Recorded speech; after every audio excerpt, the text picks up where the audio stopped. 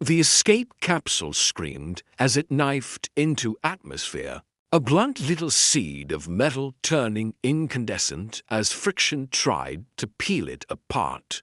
Inside, Captain Tobias Grant was wedged into a restraint frame meant for someone smaller, shoulders pinned, fingers locked white-knuckled around armrests as the world outside the cracked viewport turned into a smear of fire and falling stars. High above, the Endeavour was dying in pieces. He caught flashes of it through the shuddering glass, a torn spine of hull, scattering panels, blinking lights tumbling away into the black. 37 crew. 5 years of survey logs. A career built on calm decisions and clean missions. All of it erased by a micrometeorite swarm the ship hadn't even seen coming. Tobias had been trained to face vacuum leaks and reactor alarms, to speak in steady tones while other people panicked. None of that training helped him watch his life become a widening halo of debris. A synthetic voice chirped from a damaged speaker, bright as a flight attendant. Impact estimate 60 seconds. Recommended posture. Brace for landing. Landing. Tobias rasped, half laugh, half cough, sure. The capsule hit like a thrown rock. It skipped once over something slick that might have been water, then slammed through a barrier of snapping branches, then scraped across a surface that broke with a brittle, glassy crunch. It finally bored into softer ground and stopped. So suddenly Tobias felt his ribs compress. His head snapped forward despite the harness. A burst of pain, a burst of light, and then the clean mercy of blackness. He returned to himself in layers. First pain, a throbbing line across his chest, a hot ache in his ankle, a deep pulse behind his eyes. Then sound, a weak electrical fizz, the tick of cooling metal, his own breathing loud in the capsule's cramped air. Then sight, emergency strips along the ceiling strobbing, casting shadows over blistered walls. Tobias fumbled at the harness release and let it clatter free. His voice came out raw. Status report. No answer. The pod's onboard intelligence basic. Limited, but usually unkillable, was gone.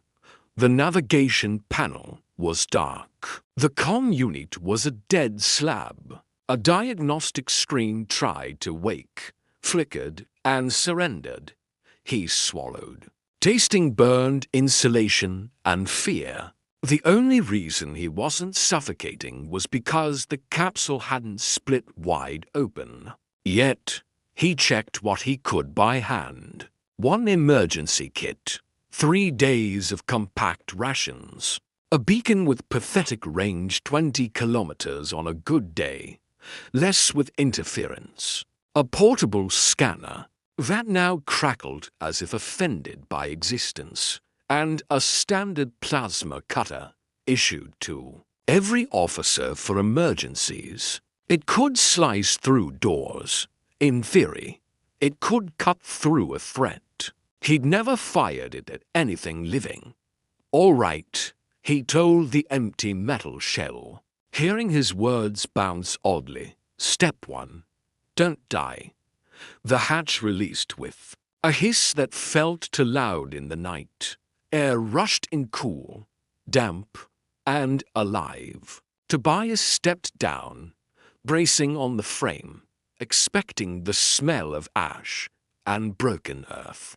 Instead, he inhaled ozone, unfamiliar blossoms, and a dry paper dust scent that made him think, absurdly, of old libraries. Outside, the world glowed, not in metaphor, not as a poet's exaggeration, The forest was genuinely luminous, each plant threaded with light as if the ecosystem carried electricity like blood. Trees rose in towering columns the color of midnight, their bark etched with spirals of blue and violet that pulsed in slow waves. The undergrowth answered his footsteps with ripples of brightness, like pond water responding to rain. Above, too, moons hung in a sky so clear he could see starfields without effort. And drifting between trunks were creatures he didn't have a category for: delicate bodies, like jellyfish bells with petal-like frills, floating on unseen currents and shedding trails of gold dust. It was the most beautiful place Tobias had ever seen, which meant it could kill him in ways he didn't understand. He activated his wrist computer, grateful for the one piece of equipment that still worked. The system clock tried to label the time as evening, though on a world with twin moons and an alien sun, that felt meaningless. What mattered was physiology. His body still ran on ship's schedule. It would demand sleep within 10 hours. 10 hours to find water, shelter, and a plan that didn't end with him lying down and never getting up. The scanner sparked once, displayed a single reading: atmosphere breathable, oxygen higher than standard, and died permanently, of course, Tobias muttered. He turned away from the capsule, because staying with it was a slow death. As he limped into the forest, he noticed the light patterns around him shifting. At first, he assumed it was coincidence, the pulse of bioluminescent life responding to disturbance. Then he changed direction. When he angled north, the glow dulled, the shadows deepened. When he moved south, nothing changed. When he stepped east, the plants brightened sharply, their pulses quickening in what looked uncomfortably like approval. "You're anthropomorphizing," he told himself. "Plants don't guide people." He went east anyway, because arguing with your instincts is a luxury for people with rations and rescue schedules. The forest's encouragement led him through ringing crystal outcroppings that chimed in a breeze he couldn't feel. He crossed streams that shimmered with faint blue light and tasted cold and clean. He passed fungal towers that rose like pale cathedrals, their caps layered and ridged, luminous spores drifting down like slow snow. His wrist computer logged everything: terrain, radiation levels, air composition. A map bloomed on the tiny screen, a pathetic little legacy if he didn't survive to hand it over.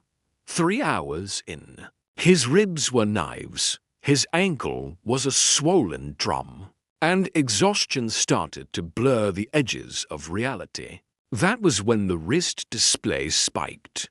A sudden surge, so strong the device recalibrated twice. Not natural, not a storm, not a geothermal vent, artificial power. Tobias stopped, heart hammering.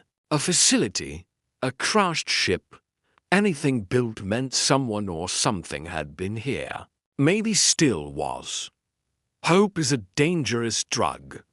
It hit anyway. Hot and immediate. He pushed onward, teeth clenched against pain, chasing the rising signal. The floating jelly orchid creatures multiplied around him until they seemed like an escort, their golden trails outlining the safest path through the glowing undergrowth. The signal drew him into a clearing so wide it felt like stepping into a different world. The trees at the edge bent inward subtly, like bowed heads. The ground beneath Tobias's boots wasn't soil. It was a dark, metallic surface, overgrown with a thin skin of luminous moss. In the center rose a structure that hurt his eyes to comprehend. It was geometric, but not in any human way angles that suggested more than 3 dimensions. Surfaces that shifted between solid and liquid. Patterns that moved when he wasn't looking directly at them. Symbols crawled along its face. Elegant, ancient, and utterly foreign, the power came from beneath it, pulsing in a rhythm that made Tobias think of a heartbeat. An opening waited at the base, unmistakably an entrance, the universal language of architecture. A doorway that said, "Come closer." Every survival instinct screamed, "Walk away." Tobias exhaled and stepped inside. The interior was clean to clean. No dust, no rot, no signs of time. Corridors branched in ways his spatial sense insisted were impossible. The walls emitted a soft glow that didn't come from fixtures, but from the material itself. Air flowed with regulated temperature, as if hidden systems still breathed after centuries. He followed the pulsing power deeper, each footstep echoing in a silence that felt more like reverence than emptiness. At the heart of the structure lay a circular chamber beneath a vaulted ceiling. Vanishing into shadow, a pedestal stood in the center. On it hovered a sphere of golden light. It pulsed in time with Tobias's own heartbeat. Or perhaps his heart had started matching it. Around the sphere, holographic symbols rotated like slow planets.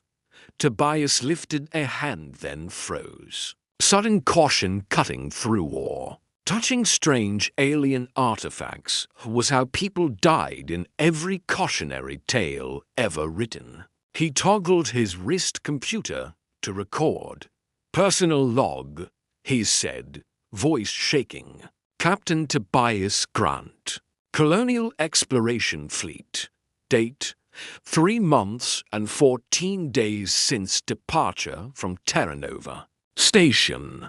I've located an ancient facility on Calorean 7. The architecture suggests the sphere flared. Golden light surged outward, filling the chamber like sunrise poured into a cup. Tobias stumbled back, shielding his eyes.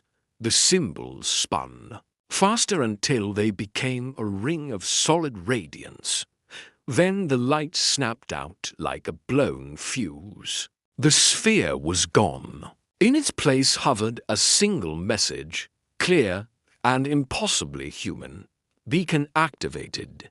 Inheritance protocol initiated. "What?" Tobias whispered. The floor trembled. Then the walls. The whole structure shuddered, as if something enormous had exhaled after a long sleep. Tobias ran.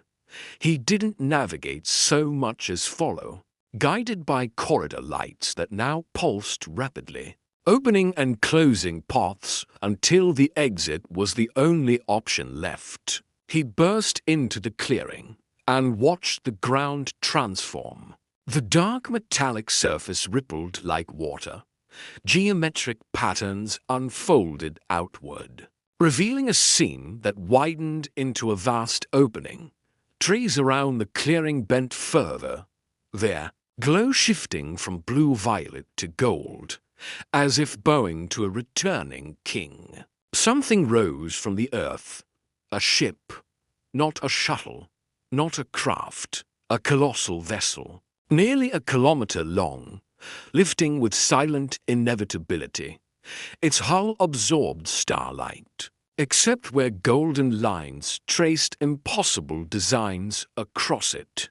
It looked organic and mechanical at once, like a creature grown from metal and mathematics. Tobias stood rooted. a speck on a luminous plane. Then weapon ports opened. Hundreds of them, thousands, barrels and apertures, and elegant, terrible shapes that rotated and locked onto him with unhurried certainty. Golden energy gathered, crackling, brightening as if the air itself was being set on fire. So this was how he died, not in the crash, not from hunger, not from poison, vaporized as a nuisance by an ancient defense system. Time stretched. Tobias heard his own pulse, saw bioluminescent pollen drifting like slow dust. His body wanted to run, to crouch, to fight. Instead, he raised his hand, palm outward, empty. The oldest gesture humans had. I mean no harm. The weapons didn't fire. A beam of golden light descended, enveloping him in warmth that felt curious. It didn't burn. It scanned, gentle and invasive at once, reading him down to bone and breath. Tobias held still, hand raised, as the ship examined him like a scientist studies an artifact. Then the weapons withdrew. Something vast brushed the edges of his mind, not thoughts, not memories, but intentions. The shape of his choices, the weight of what he valued. Words formed inside him, as clear as his own voice and utterly alien in texture. Captain identified. Authorization matched. Moral lattice compatible. Prioritize others. Acceptable. Worthy. The beam released. Tobias staggered, arm dropping. The ship hovered, waiting. Its forward hull flowed apart, not doors, but the material itself rearranging, like liquid metal revealing a golden-lit interior. A ramp extended and touched down with astonishing gentleness. The presence returned, carrying something Tobias could only call feeling. You raised your hand, as did the first. Those who command enter by choice, not conquest. Inheritor, step forward. Legacy awaits. There's been a mistake, Tobias said aloud. Voice thin in the open clearing. I'm nobody. I'm just a man who crashed. Rank is irrelevant. Species is irrelevant. Only the measure matters. Compassion with resolve. Fear acknowledged. Surrender chosen when wise. He stared at the ramp, at the light, at the impossible. Ship offering him survival wrapped in responsibility. He had 72 hours of food. No rescue for months if rescue came at all. He also had curiosity that burned as fiercely as fear. If I enter, he said, can I leave? A captain may relinquish. The vessel serves, not enslaves. Tobias breathed in, out, and stepped onto the ramp. The material adjusted under his boot, forming perfect traction. Light warmed to the comfort range of human skin. Symbols on the corridor walls flickered, then shifted, letter by letter, into English. Welcome, Captain Grant. Linguistic integration. Complete. Proceed to command core. Not mind reading. The presence clarified. Pattern reading. The vessel adapts to captain. He followed the corridor into a chamber so large it stole the air from his lungs. A vast spherical command space. Displays floating like planets. Star maps and system readouts in scripts. He somehow understood the moment he saw them. At its center waited a chair that looked grown, rather than constructed obsidian dark threaded with gold. Rooted into the floor as if the ship had cultivated it. Sit, the presence urged. Synchronization begins. Every horror story in Tobias's brain screamed at him to refuse. He sat. The chair flowed to fit him perfectly. Armrests rose, back support curved, headrest cradled. Golden filaments extended like hair-thin vines toward his temples. He flinched. The presence soothed. No harm. Connection only. The filaments touched and knowledge flooded him. Not as sentences, but as sudden understanding. The ship's systems unfolded in his mind. Propulsion that bent space, shields that curved reality, weapons that operated beyond human physics. He felt history construction by hands not human. Captains long dead, battles against something that consumed technology, like hunger given form. A final memory lingered, a previous captain choosing to stay on this world, to fight, to fall protecting a sanctuary that sheltered the ship as it sank into the earth to sleep. When the surge ended, Tobias was sobbing without knowing why. Integration begins, the ship said. Time completes it. Trust completes it. You are captain now. And this vessel Kaithos, keeper of light, answers you. A new display bloomed, the clearing outside.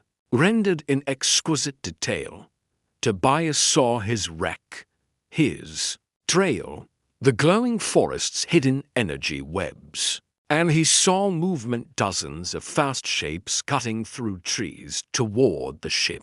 Kaithos fed him analysis directly. Biomechanical hunters, hostile, remnants of the consuming dark. What do they want? Tobias whispered. To destroy the vessel, to consume its technology. The awakening drew them. The constructs burst into the clearing. Insectal bodies armored in living metal, too coordinated to be mindless. They slammed into the ship's shields, shrieking with a sound that scraped Tobias's nerves. Can we leave? He asked, throat tight. We can. But the sanctuary that hid us will suffer when they search. Choose, captain, flight or defense. Tobias thought of glowing trees and drifting golden creatures, of a world that had guided a wounded human to water and shelter, of the last captain who died. Defending it. We fight, he said, voice firm, but carefully. Minimal damage. Command accepted. Drones deployed spherical sentinels that floated into perimeter positions. Shields flared into a shimmering dome. Smaller beam ports opened, tracking targets with calm precision. The attackers learned quickly, concentrating fire, probing for weak points. Tobias's eyes caught a larger unit hanging back. Coordinating. The controller, he realized. Take that out clean. Beam only, no collateral. Kaithos locked on. A thin lance of golden light struck. The controller didn't explode, it unmade, disassembling into neat components that degraded into dust. The remaining constructs froze, then collapsed like puppets cut loose. Silence returned. Tobias trembled, adrenaline draining. Well done, Kaithos murmured. Defense with restraint. A captain who feels remorse remains worthy. Tobias swallowed. I don't feel heroic. I feel sick. Good. A captain who kills without weight would fail the measure. Days passed as Tobias learned the strange partnership of command.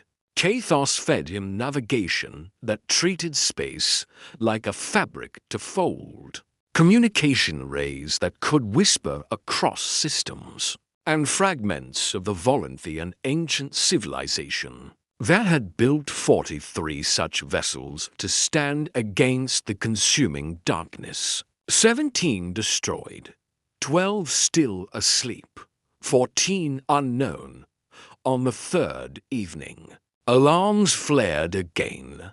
The forest lit with harsh red flashes, warning symbols rather than bioluminescent comfort. Secondary wave, Kaithos reported, siege units. 6. The ground ruptured as towering war machines hauled themselves up planet crackers, heavy enough to rewrite landscapes. Armed with weapons that made Kaithos' tactical projections scream, Kaithos simulated a direct fight.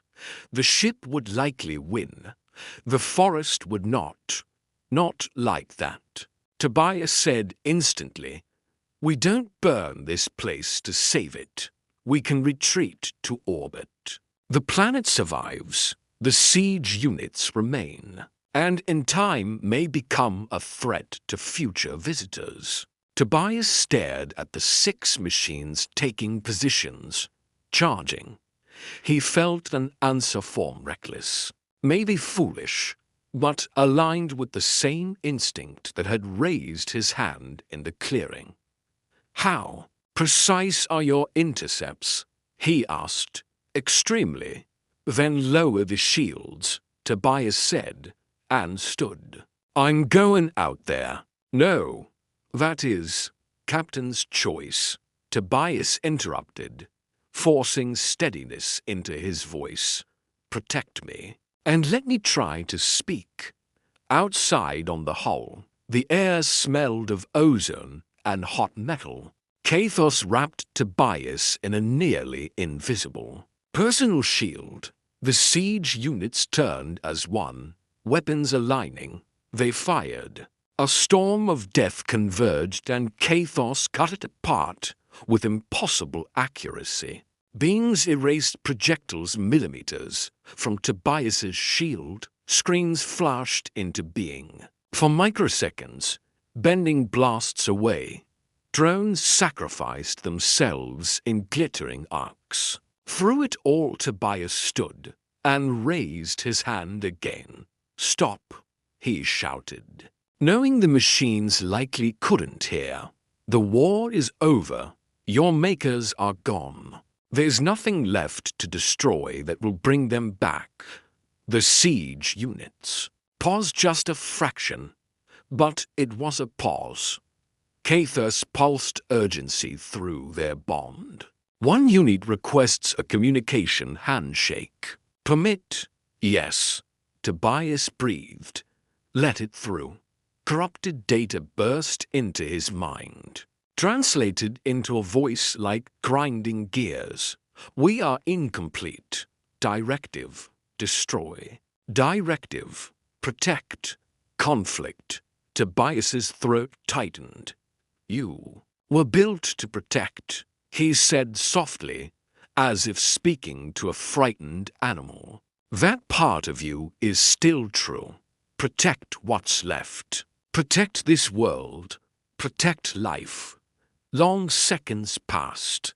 The other 5 siege units held, waiting. Then the lead unit's weapons retracted. Its power signature dropped. One by one the others followed, settling into standby. The largest stepped back and sank into the earth, sealing itself away like a beast returning to hibernation. The clearing went still. Back inside the ship, Tobias collapsed onto the corridor floor, laughter and tears mixing into something near hysterical relief. Kaithos cushioned the fall, the floor softening under him. "Remarkable," Kaithos said, emotion thick in the word. "The vessel does not wish to test its precision again in 5-minute increments. I'd prefer not to." Tobias wheezed. "I think my heart would quit out of spite." 2 days later, Tobias sat in the command chair and stared at the star map. Kaithos projected 12 distant pulses, each one a sleeping Valanthy ship. "Show me the nearest," he said. "If there are others waiting, They need captains. Course possible. Kaithos confirmed. Estimated travel, 14 days standard human time. Tobias exhaled, feeling the weight of the mission settle into place not as a sentence from prophecy, but as a choice he'd made, again and again, with an open hand. Prepare. Departure, he ordered. We're going to wake them. Kaithos rose from Calorean 7 with silent grace, the glowing forest shrinking beneath them into a jewel of light. Space opened like a black sea, stars waited billions of them, each one a possible sanctuary, a possible threat. As the ship folded reality and accelerated, Kaithos spoke with unusual softness. When you raised your hand that first time, did you suspect the vessel would answer? Tobias remembered the terror, the acceptance, the simple desire to let his last act be humane. No, he said, I thought I was dying. I just wanted to die as myself. And if you could return. Knowing the outcome, Tobias smiled, weary and certain. I wouldn't change it. Changing it would mean I wasn't the person you needed. Truth. Kaithos murmured, Welcome home, Captain Grant. Months later, Kaithos dropped into orbit above a mining colony in the Tengan system. Distress. Calls had spilled into the void for 3 days. Pirates, 3 raider vessels. Civilians trapped under threat. Tobias sat in the command chair, now familiar under his hands. He studied the pirate formation, then opened a channel. A rough voice barked, This is our claim. Move along. This is Captain Tobias Grant. Tobias replied calmly, commanding. The Valanthy vessel Kaithos. You have 2 minutes to leave the system. Laughter crackled back. Those ships are myths. Tobias nodded once. Kaithos. A single warning beam cut through space and vaporized an asteroid 5 kilometers behind the pirates' surgical, effortless, undeniable. The channel went dead. 1 minute, Tobias said pleasantly. The pirate ships fled so fast their drives nearly tore themselves apart. A message rose from the colony below thanks, celebration. Invitations he declined. There were other lights on the map, other sleeping vessels, other worlds that didn't have anyone to raise a hand and hope the universe might answer.